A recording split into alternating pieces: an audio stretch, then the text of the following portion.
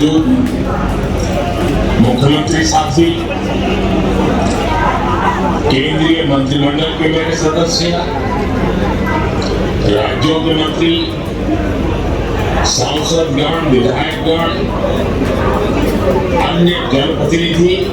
पश्चिम बंगाल, उड़ीसा, तमिलनाडु, आंध्र प्रदेश, तेलंगाना के अलग अलग राज्यों और केंद्र शासित प्रदेश के लोगों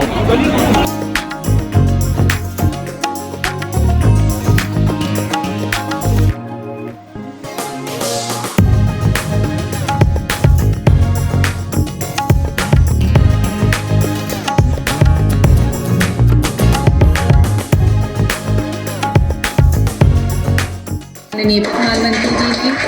हरी झंडी दिखाई है। राजस्थान, तमिलनाडु, तेलंगाना, आंध्र प्रदेश, कर्नाटक, बिहार, उत्तर प्रदेश, कर्नाटक, बिहार